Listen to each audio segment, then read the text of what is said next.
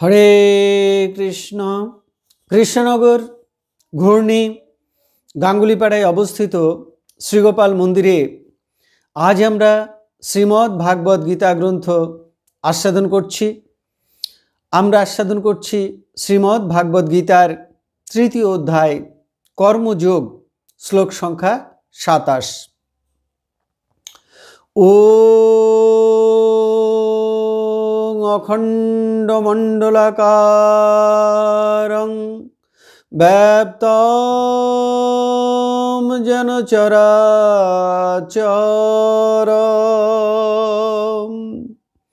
তৎপদং দর্শিতং যেন তস্मै শ্রী গুরুবে নমঃ। ওং নমো ব্রহ্মণ্যদেবায় গো ব্রাহ্মণহিতায় চ জগদ্ধিতায় কৃষ্ণায় গোবিন্দায় নমো নমঃ। ওং নারায়ণং নমস্কৃত্যং নরং চৈব নরোত্তমং দেবীং সরস্বতীং ব্যাসং ততো জয়মুদীরয়েৎ। মূকং করোতি বাচালং পঙ্গুং লঙ্ঘয়তে গিরিম যৎকৃপাতমহং বন্দে পরমানন্দ মাধবম। ওং সর্বমঙ্গলমঙ্গলে শিবে সর্বার্থসাধিকে শরণ্যে ত্র্যম্বকে গৌরী নারায়ণী নমস্তুতে। হরি ওং তৎসৎ। কৃষ্ণনগর ঘূর্ণি গাঙ্গুলিপাড়ায় অবস্থিত শ্রীগোপাল মন্দিরে আজ আমরা শ্রীমদ্ ভাগবত গীতা গ্রন্থ আস্বাদন করছি। আমরা আস্বাদন করছি শ্রীমদ্ ভাগবত গীতার তৃতীয় অধ্যায় কর্মযোগ, শ্লোক সংখ্যা ২৭। প্রকৃতেঃ ক্রিয়মাণানি গুণৈ কর্মাণি সর্বশঃ অহংকার বিমূঢ়াত্মা কর্তা অহম ইতি মন্যতে। এখন আমরা এই শ্লোকটির অন্তর্গত শব্দগুলির অর্থ জেনে নেব। প্রকৃতেঃ গুণৈ, প্রকৃতির গুণসমূহ দ্বারা, সর্বশঃ সর্বপ্রকারে, কর্মাণি ক্রিয়মাণানি কর্মসমূহ সম্পন্ন হয়, অহংকার বিমূঢ়াত্মা যার বুদ্ধি অহংকারে মোহাচ্ছন্ন হয়েছে সে, অহংকর্তা আমি কর্তা ইতি মন্যতে এইরূপ মনে করে। তাহলে এই শ্লোকটির বঙ্গানুবাদ কি দাঁড়ালো? প্রকৃতির গুণসমূহ দ্বারা সর্বপ্রকারে কর্মসমূহ সম্পন্ন হয়, যার বুদ্ধি অহংকারে মোহাচ্ছন্ন হয়েছে সেই ব্যক্তি আমি কর্তা এইরূপ মনে করে। এখন আমরা এই শ্লোকটির অন্তর্নিহিত ভাব আস্বাদন করছি। ভগবান বললেন, হে অর্জুন, প্রকৃতেঃ গুণৈ, প্রকৃতির গুণসমূহ, ক্রিয়ামাণানি কর্মাণি সর্বস্ব, সমস্ত কর্ম করছে, অর্থাৎ প্রকৃতির গুণসমূহ সমস্ত কর্ম করছে। এখন প্রশ্ন, এই প্রকৃতি কি? পুরুষোত্তম মতবাদ অনুসারে, সৃষ্টির পুরুষোত্তম মতবাদ অনুসারে ভগবানের ত্রিগুণাত্মক মায়ার শক্তি প্রকৃতি। শ্রী শ্রী চণ্ডীতে বলা হয়েছে ত্রিগুণময়ী প্রকৃতি শ্রী বিষ্ণুর শক্তি। সাংখ্য শাস্ত্র মতে বিশ্ব সৃষ্টির মূল অপরিচ্ছন্ন উপাদানই হল প্রকৃতি। বেদান্ত মতে পরম ব্রহ্মের মায়ার শক্তি বা সৃষ্টি শক্তি হল প্রকৃতি। এই প্রকৃতি সত্য, রজ, তম ত্রিগুণময়। প্রকৃতির তিন গুণের সাম্য অবস্থাই হল মূল প্রকৃতি। সাম্য অবস্থায় প্রকৃতি ক্রিয়াহীন। পরম পুরুষের দৃষ্টিপাতের ফলে বা ইক্ষণে বা অধ্যক্ষতায় প্রকৃতি চঞ্চল হয়ে ওঠে। সাম্য অবস্থা বজায় থাকে না। তখন সত্য, রজ, তম তিনটি গুণ ক্রিয়াশীল হয়, সৃজনশীল হয়। মূল প্রকৃতি থেকে মহৎ তত্ত্ব বা বুদ্ধি তত্ত্বের সৃষ্টি হয়। মহৎ তত্ত্ব থেকে অহংকার তত্ত্ব, অহংকার তত্ত্ব থেকে পঞ্চ তন্মাত্র, পঞ্চ তন্মাত্র থেকে পঞ্চ মহাভূত, পঞ্চ কর্মেন্দ্রিয়, পঞ্চ জ্ঞানেন্দ্রিয় এবং মন সৃষ্টি হয়। এই প্রকৃতি থেকেই সকল জীবের দেহ সৃষ্টি হয়। এই দেহের আবরণে পরমাত্মার ক্ষুদ্র ক্ষুদ্র অংশ আবদ্ধ হয়ে জীব রূপ ধারণ করেছে। দেহ, মন, ইন্দ্রিয়ের সঙ্গে বিষয়ের সংযোগের ফলেই কার্য সাধিত হয়। প্রকৃতি এবং তার কার্য থেকেই সমস্ত কর্ম সম্পাদিত হয়। দেহের মধ্যে যে আত্মা থাকেন তিনি নিষ্ক্রিয়, তিনি সাক্ষী স্বরূপ, তিনি অনুমোদনকর্তা, তিনি ভর্তা। তিনি কোনো কাজ করেন না। দেহ, মন, ইন্দ্রিয় ইত্যাদি পরম পুরুষের ইচ্ছাতেই ক্রিয়াশীল। ভগবান এবারে বললেন যে অহংকারে বিমূঢ় আত্মা ব্যক্তি বা অহংকারে আচ্ছন্ন ব্যক্তি মনে করে যে আমি কর্তা, কর্তা অহম ইতি। এখন প্রশ্ন যে অহংকার কি?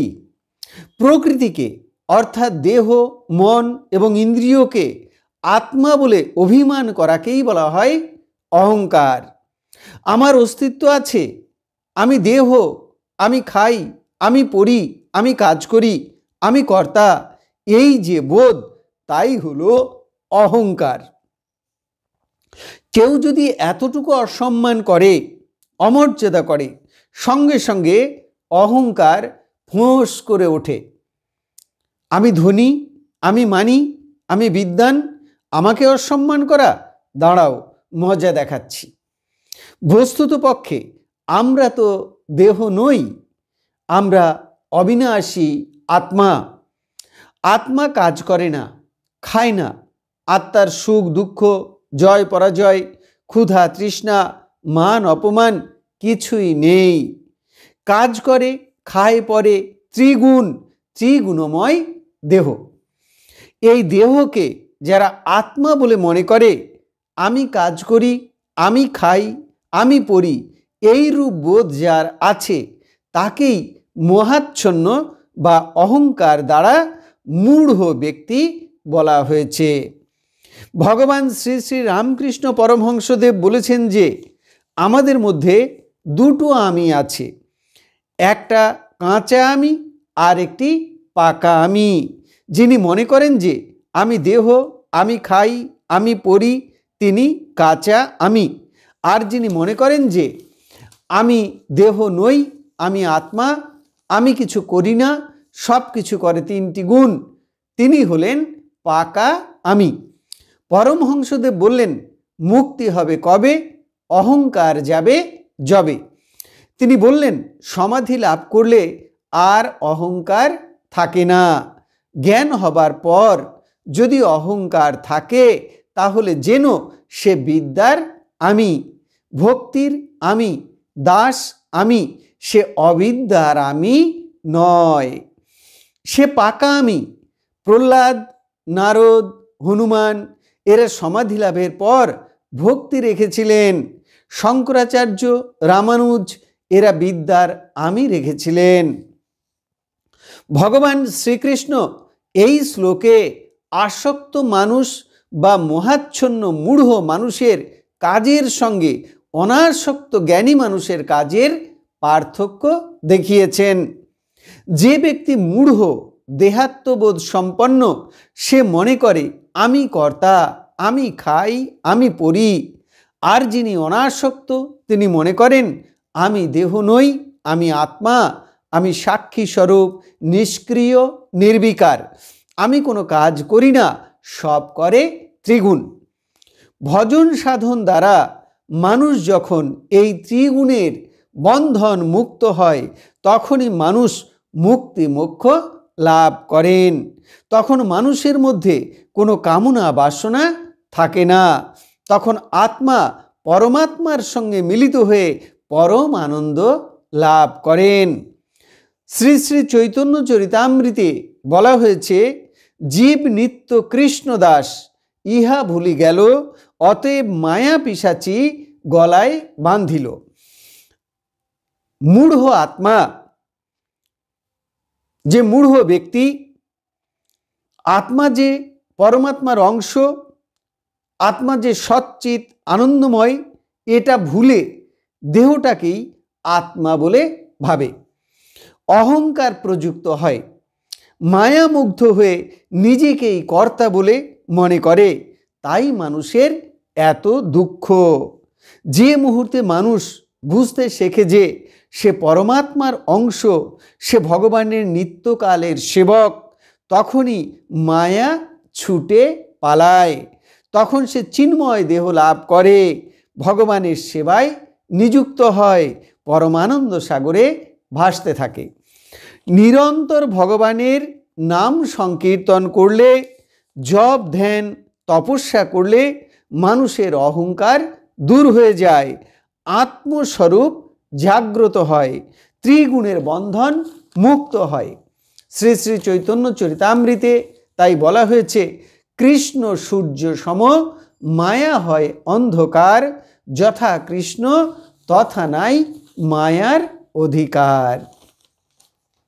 তাহলে এতক্ষণ আমরা শ্রীমদ্ ভাগবত গীতার তৃতীয় অধ্যায় অর্থাৎ কর্মযোগের 27 সংখ্যক শ্লোকটি আস্বাদন করলাম।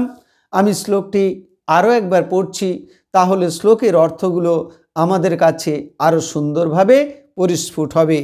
প্রকৃতেঃ ক্রিয়মানানি গুণৈ কর্মাণি সর্বশঃ, অহংকার বিমূঢ়াত্মা কর্তা অহম ইতি মন্যতে।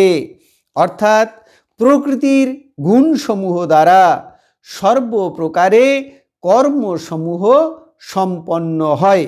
যার বুদ্ধি অহংকারে মোহাচ্ছন্ন হয়েছে, সেই ব্যক্তি আমি কর্তা এইরূপ মনে করে। এখন আমরা শ্রীমদ্ ভাগবত গীতার মাহাত্ম্য পাঠ করছি। শ্রী ভগবান উবাচ, গীতা নামানি বক্ষ্যামি গুহ্যানি শৃণু পাণ্ডব, কীর্তনাৎ সর্ব পাপানি বিলয়ং যান্তি তৎক্ষণাৎ। গঙ্গা গীতা চ সাবিত্রী সীতা সত্তা পতিব্রতা ব্রহ্মাবলী ব্রহ্মবিদ্যা ত্রিসন্ধ্যা মুক্তিগেহিনী অর্ধমাত্রা চিদানন্দা ভবগ্নি ভ্রান্তিনাশিনী বেদত্রয়ী পরানন্দা তত্ত্বার্থ জ্ঞান মঞ্জুরি ইত্যেতানি জপে নিত্যং নরনিশ্চল মানসঃ জ্ঞান সিদ্ধিং লভে নিত্যং তথান্তে পরমম পদম। হরি ওং তৎসৎ। এখন আমরা ভগবান শ্রীকৃষ্ণের চরণে প্রার্থনা জানাব। হে কৃষ্ণ কৃপা সিন্ধু, এই নাও তুমি আমার দেহ, এই নাও তুমি আমার মন, এই নাও তুমি আমার প্রাণ, এই নাও তুমি আমার আত্মা, এই নাও তুমি আমার জীবন যৌবন যথা সর্বস্ব। হে কৃষ্ণ কৃপা সিন্ধু, তুমি পিতা, তুমি মাতা, তুমি আমার পুত্র, তুমি আমার কন্যা, তুমি স্থাবর জঙ্গম কীট পতঙ্গ লতা পাতা রূপে রূপে প্রতিরূপে তুমি বিরাজিত। তুমি ব্যতীত এই ত্রিভুবনে আর কিছু নেই। হে কৃষ্ণ কৃপা সিন্ধু, তোমার আতুল চরণে শুদ্ধা ভক্তি দাও, ব্রহ্ম জ্ঞান দাও, সকলের কল্যাণ করো, সকলের মঙ্গল করো। হরি ওম তৎসৎ।